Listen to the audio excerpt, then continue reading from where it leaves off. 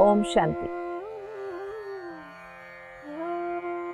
लोक कल्याणार्थ लोकेश्वर परमात्मा से उच्चारित ज्ञान संजीविनी हर मनुष्यात्मा के लिए अद्भुत ज्ञान दर्शिनी श्रीमद् भगवद गीता, जिसके ज्ञान की साया में हम सब मनुष्यात्माएं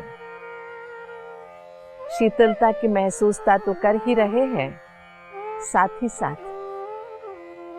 जिन बातों को हम सोचते थे शायद ये हमारे समझ में न आए, ऐसी अद्भुत ज्ञान की रहस्यों को आसानी से समझने का जो तरीका भगवान ने सिखाया है श्रीमद् भगवद गीता के ज्ञान के द्वारा, जिससे अति विद्वान भी और साधारण से साधारण मनुष्य भी परमात्मा के करीब जाने का जो रास्ता है उसे अपना सकते हैं।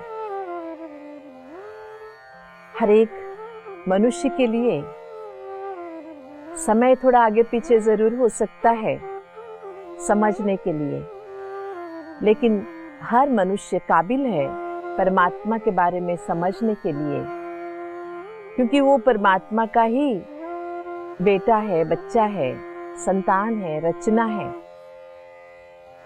इसलिए उस परमात्मा को या गीता ज्ञान को खुद को समझना इतना भी कठिन नहीं है। जैसे एक पिता को समझने के लिए बच्चे के लिए आईएएस या कोई मास्टर डिग्री की जरूरत नहीं होती है, थोड़ी सी विवेक और थोड़ी सी भावनाएं ही काफी है अपने पिता को पहचानने के लिए। इसी तरह हम मनुष्य आत्माएं इस मनुष्य शरीर में रह रह के मनुष्य संबंधों के साथ व्यवहार करते हुए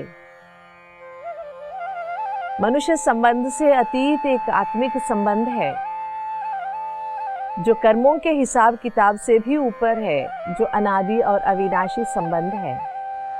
जब इसे हम अनुभव करते हैं तो कई बार हम उसमें अपने अनुभव को भी मिला देते हैं, शास्त्रों के अनुभव को, जीवन के अनुभव को, कहीं सुनी अनुभव को मिला देने के कारण सही मायने में हम परमात्मा ज्ञान को समझ नहीं पाते। ऐसे ही एक अद्भुत चिंतन के साथ आज के हम इस चिंतन माला को आगे बढ़ाएंगे। एक स्कूल क्लासरूम, उसमें एक टीचर अपने छोटे छोटे बच्चों को पढ़ा रही थी। एक क्यूट सा बच्चा था, चिन्नू, जो भी कहते बहुत जल्दी समझ लेता था। छोटे छोटे बच्चों को टीचर जी मैथमेटिक्स सिखा रही थी, गणित। चिन्नू से उन्होंने प्रश्न पूछा, पहले मैंने आपको एक सेब दिया, बाद में मैंने एक सेब दिया और अब एक सेब दे रही हूं, मिलाकर कितना हुआ? क्यूट सा और सभी जल्दी ग्रहण करने वाला चिन्नू ने जवाब दिया, 4 सेब हुए। टीचर जी ने समझा शायद इधर उधर देख रहा होगा, छोटा बच्चा है, फिर से दोहराया, देख चिन्नू, पहले एक दे रखा था, अब एक दिया, उसके बाद अब एक दे रही हूं, कितना हुआ? फिर से वही जवाब, 4 सेब है। हैरान रह गई टीचर, बहुत जल्दी समझने वाला, इसको अगर समझ में आता है तो ये दूसरे बच्चों को आसानी से समझा देता था, यही आज ऐसे क्यों कर रहा है? बार बार प्रश्न पूछने पर भी वो कहता था 4 सेब है। तो टीचर जी ने सोचा थोड़ा अदली बदली करके सिखाती हूँ। आम का सीजन था, चिन्नू को वैसे भी आम बहुत पसंद थे। तो टीचर जी ने कहा, एक आम पहले दिया था, बाद में एक आम दिया, अब एक आम दे रही हूं, कितने हुए? फट से जवाब दिया, 3 आम टीचर जी। तो टीचर ने समझा, समझ में आ गया। फिर से सेब के प्रश्न पर आए, फिर से वही सेब का प्रश्न पूछा, तो फिर जवाब यही था कि 4 सेब है। टीचर को गुस्सा आ गया, चिल्लाते हुए उसने कहा, शॉर्ट करते हुए, ये क्या बात हुई? जब आम 3 है तो सेब 4 कैसे हो गए? तो क्यूट सी स्माइल देते हुए चिन्नू ने कहा, अरे टीचर जी, आपने पहले एक बाद में एक अब एक दिया, लेकिन पहले से मैं घर से एक सेब लाया हूं ना, इसलिए मैं कह रहा हूं मेरे पास 4 सेब है।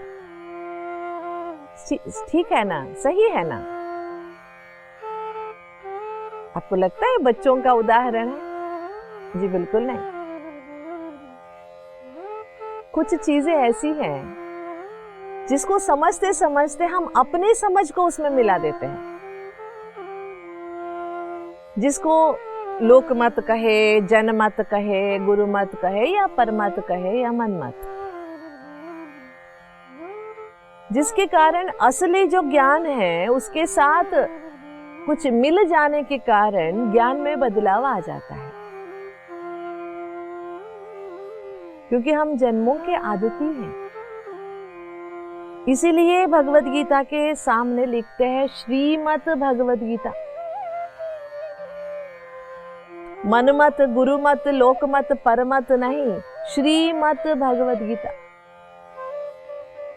श्रेष्ठ बनाने वाली, श्रेष्ठ मत देने वाली श्रीमद भगवान उवाच। ये जो भगवान उवाच है, श्रीमत है भगवान का।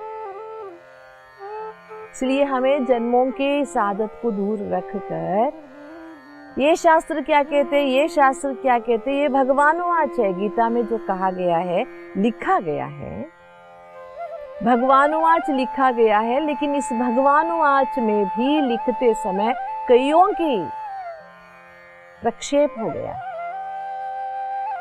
लिखने वाले ने अपना विचार भी डाल दिया।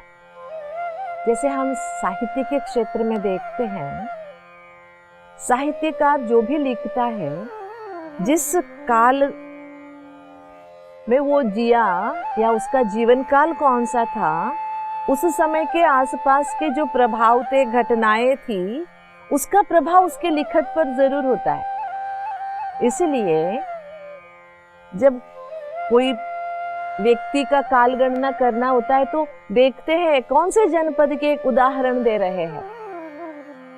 इसके आधार से वो कब जीवित थे ऐसे पहचानते हैं हिस्टोरियंस। ऐसे परमात्मा ने तो 5000 साल पहले मनुष्यात्मा को ज्ञान दिया था, 2000 साल भी नहीं हुए। अब जब 3000 साल की गैप के बाद गीता बनी, तब तक गीता जीवित कैसे रही?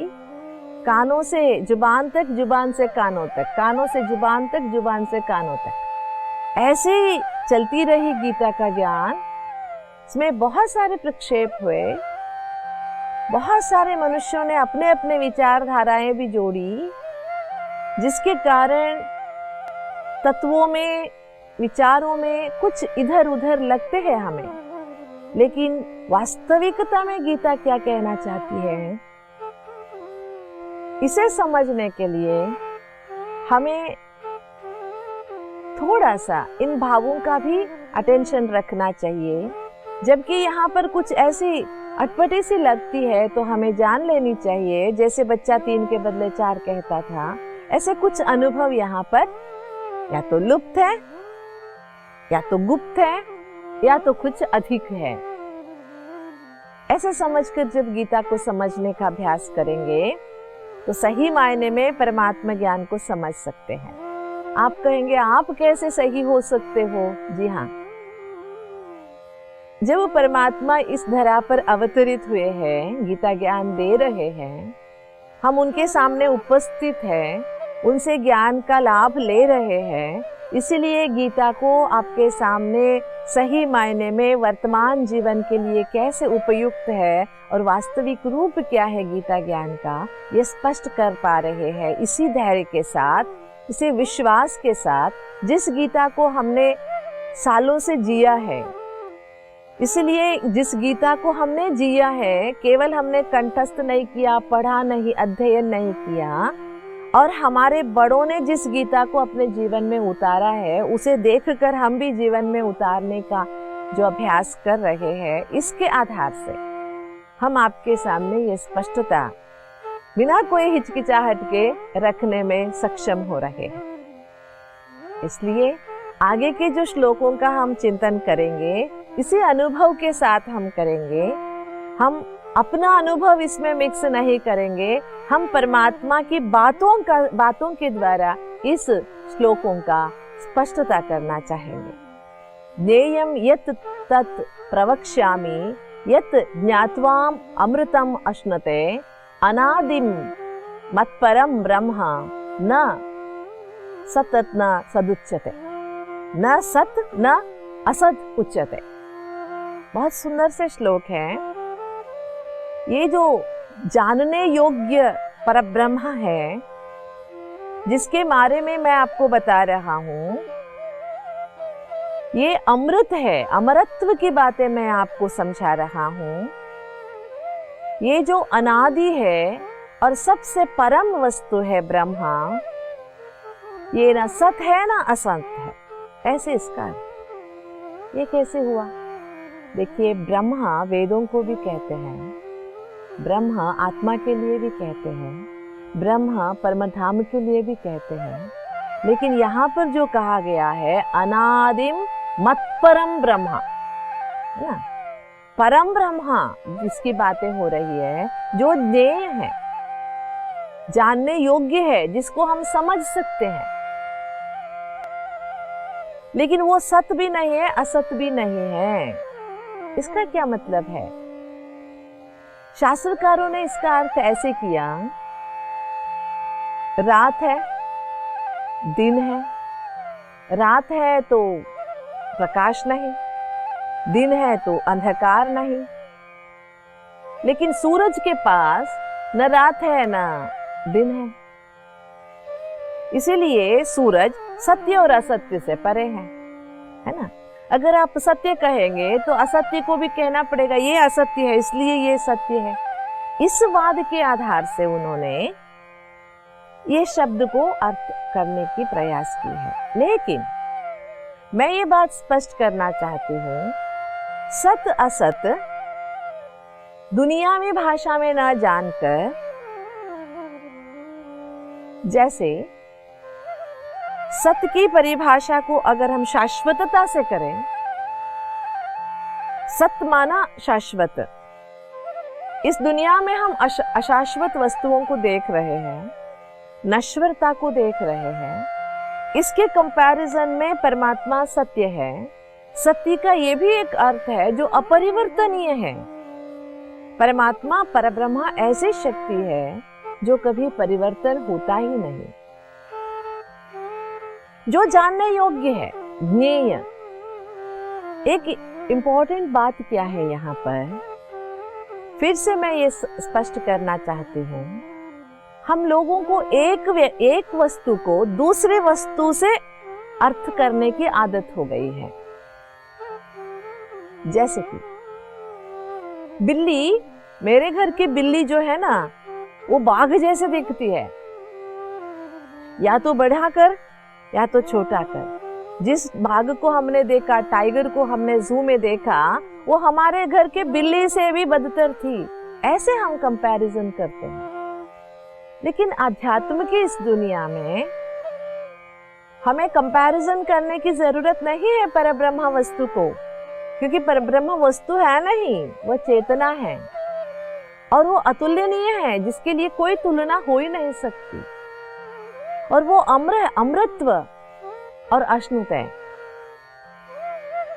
वो अमर है। उस अमरत्व को जानने के लिए जब हम अपने अमरत्व को पहचान लेते हैं, मैं एक अमर चेतना हूं, तब उस अमृत तत्व परमात्मा को हम पहचानने में सक्षम हो जाते हैं।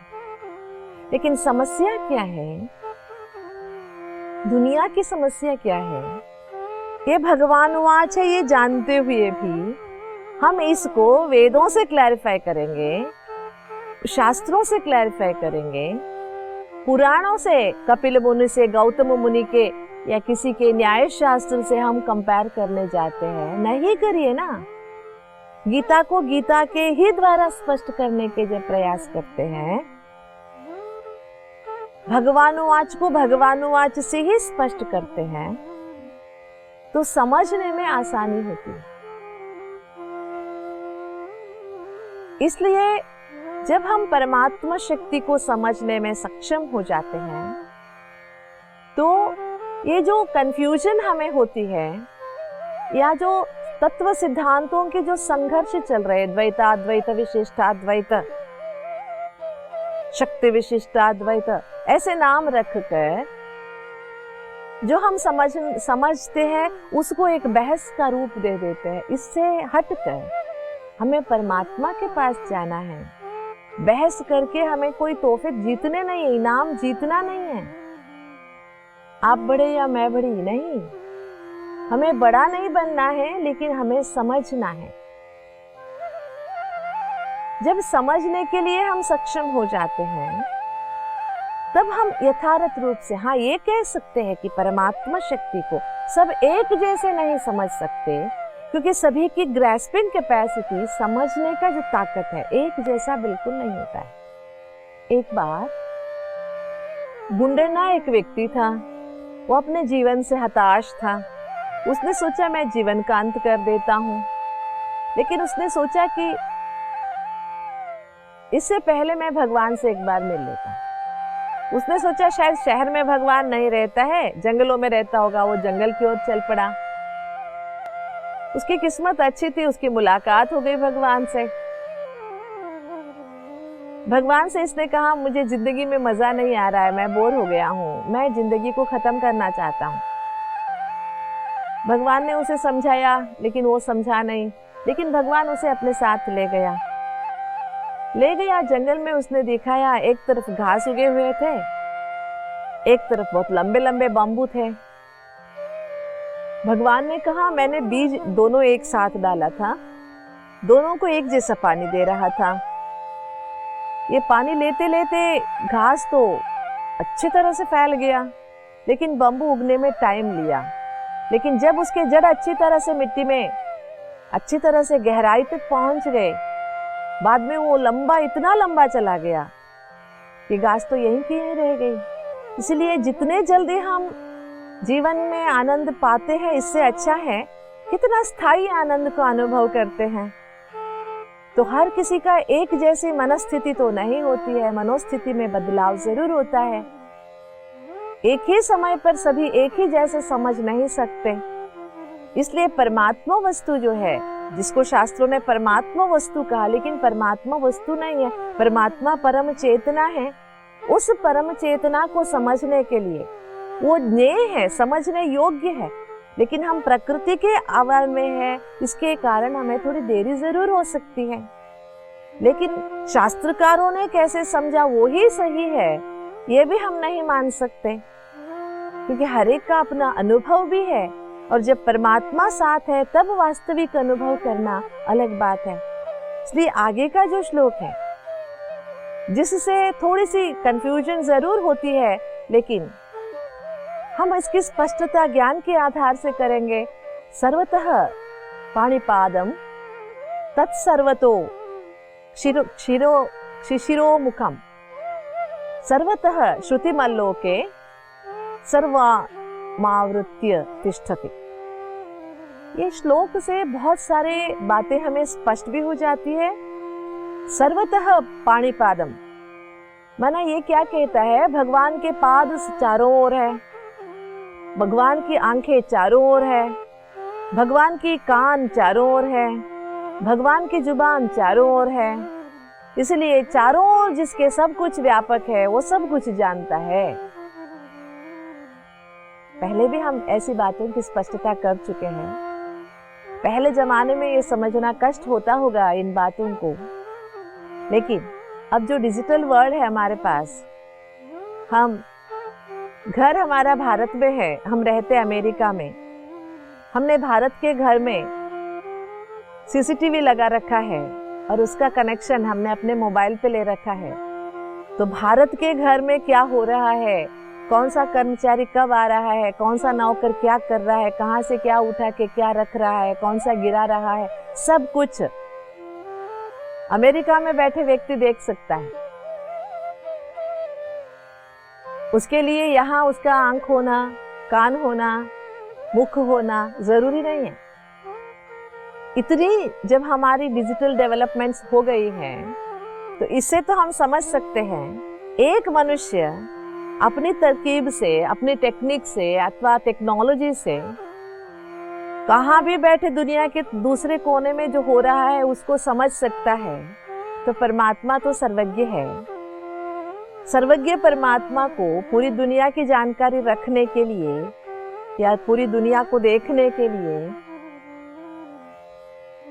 करोड़ों आंखें, करोड़ों हाथ, करोड़ों कान, करोड़ों मुख रखने की कोई जरूरत नहीं है।